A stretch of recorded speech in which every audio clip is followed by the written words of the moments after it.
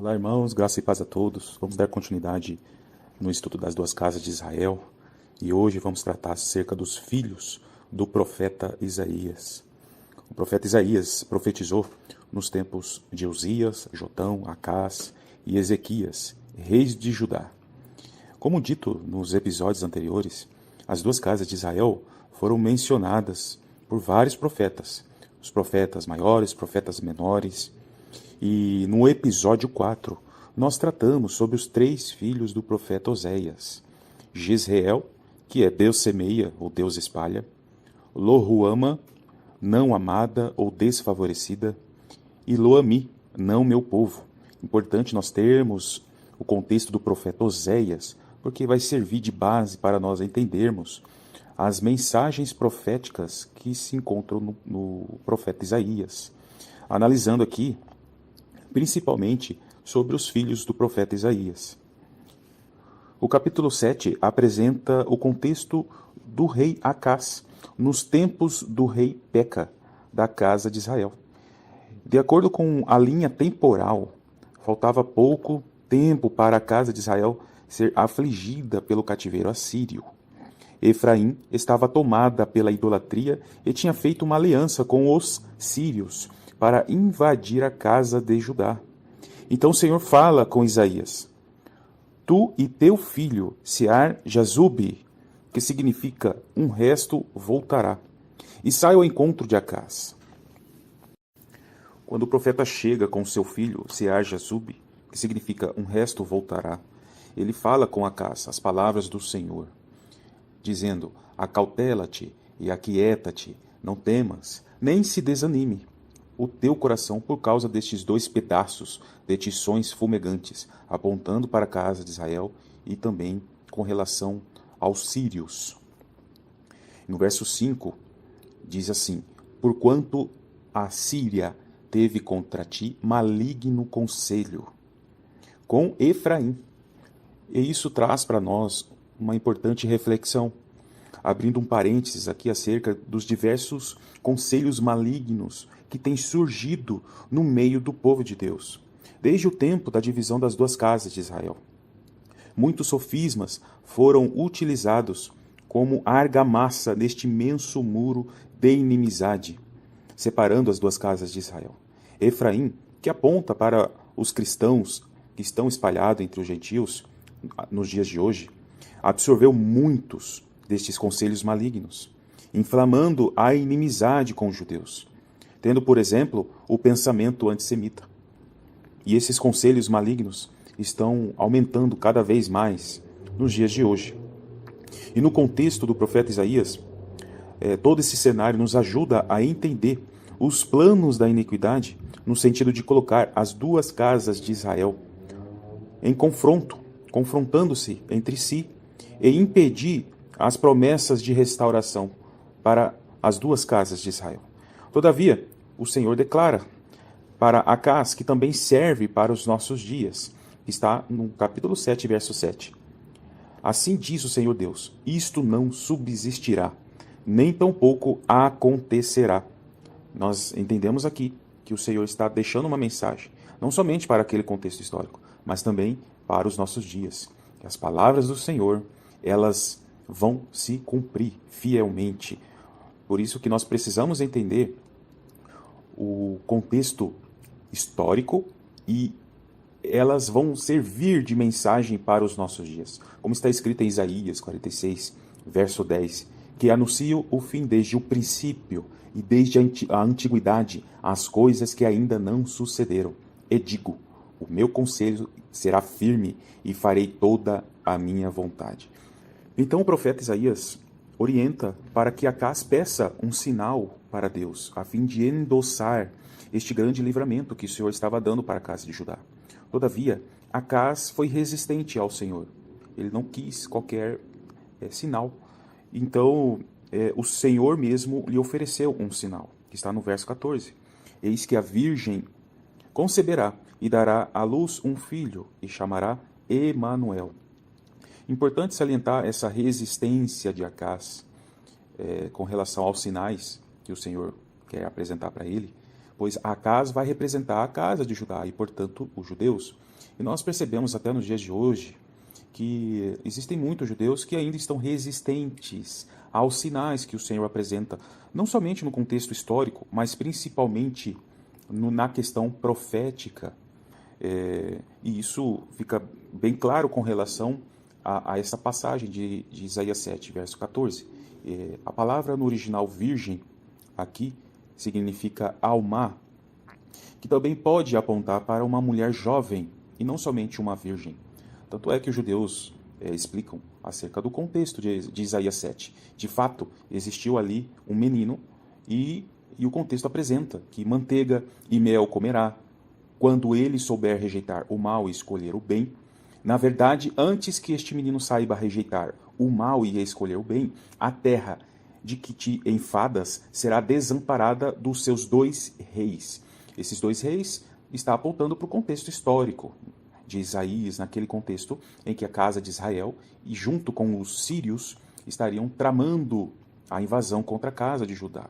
Existe sim um contexto histórico, todavia, nós precisamos atentar para um contexto profético, até porque no livro de Mateus, no capítulo 1, no verso 23, nós vamos encontrar um gancho muito importante, que está escrito assim: eis que a virgem conceberá e dará à luz um filho, e vai se chamar Emanuel, que traduzido é Deus conosco. Então existe um contexto histórico, existe um apontamento profético que nós conseguimos conectar com o Evangelho, e isso vai apontar para Cristo. Isso é muito importante, pois, além do contexto histórico, ele traz uma mensagem que vai associar com a promessa de restauração e uma promessa de guarnição, algo do Senhor acerca das 2 casas de Israel nos dias vindouros. Interessante aqui quando nós entramos no capítulo 8 de Isaías, pois o Senhor ele chama o profeta e diz: toma uma placa de bom tamanho e nela escreva de forma legível Maher Shalal Has-Baz, que significa apressando-se ao despojo, apressou-se à presa, uma presa fácil, uma presa segura. Isso aponta para a invasão da Assíria contra a casa de Israel, e seria uma opressão de maneira rápida e fácil. É uma mensagem que o Senhor deixou ali para o profeta. E interessante que o Senhor também orientou para que Isaías escolhesse 2 testemunhas fiéis, homens de confiança, para certificarem os escritos daquela placa. É algo que realmente vai apontar para o contexto profético, porque no futuro nós teremos 2 testemunhas. E as 2 testemunhas que Isaías escolheu era Urias, que significa Javé é minha luz ou minha chama, e também Zacarias, que o seu nome significa Javé se lembra. Ele era filho de Geberequias, que significa Javé abençoa. Se nós analisarmos aqui os nomes das 2 testemunhas que Isaías escolheu, nós vamos verificar algo muito valioso acerca do ministério das 2 testemunhas no tempo do fim, porque elas vão transmitir luz, elas vão refletir a menorá, o castiçal aceso nos últimos dias. Perceba que das 7 igrejas do Apocalipse, nós temos aí 2 castiçais que estão íntegras, não se acham em falta perante o Senhor, que é Esmirna e Filadélfia. Elas vão apontar para 2 testemunhas, porque em Apocalipse 11, verso 4, diz que as 2 testemunhas são 2 castiçais. Esses 2 castiçais acesos representam 2 testemunhas que vão tocar trombetas, que vão despertar 5 virgens prudentes, e essas 5 virgens prudentes vão seguir 2 testemunhas. Então teremos 7 lâmpadas acesas, uma menorá plenamente acesa para proclamar a mensagem do reino. E por isso Javé se lembra o nome de Zacarias mencionado por Isaías, porque essa lembrança vai apontar para a mensagem do reino que será apregoada pelas 2 testemunhas. uma mensagem que vem desde os patriarcas da antiguidade. E quando nós olhamos para Geberequias, pai de Zacarias, Deus abençoa, essa bênção vai associar com a unção, com o azeite dourado que será derramado sobre essas duas testemunhas. E a mensagem Maher Shalal Hasbaz, que significa apressando-se ao despojo, apressou-se à presa, apontando para a invasão da Assíria, essa opressão que vem do norte, faz muito sentido de duas testemunhas sustentarem essa mensagem, porque a mensagem das duas testemunhas no tempo do fim é uma mensagem de arrependimento, o chamado ao arrependimento em meio à opressão do inimigo. Faz muito sentido olharmos por este prisma. E a Assíria, ela vai representar esse reino do norte, o rei do norte que está em Daniel 11, que vai associar com o anticristo, essa opressão dos últimos dias, que vai assolar todo o mundo.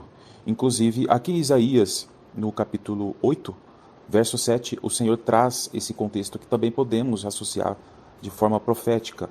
Eis que o Senhor fará subir sobre eles as águas do rio, fortes e impetuosas, isto é, o rei da Assíria, com toda a sua glória, e subirá sobre todos os seus leitos, e transbordará por todas as suas ribanceiras, e passará a Judá, inundando-o, e irá passando por ele, e chegará até ao pescoço, e a extensão de suas asas encherá a largura da sua terra, ó Emanuel.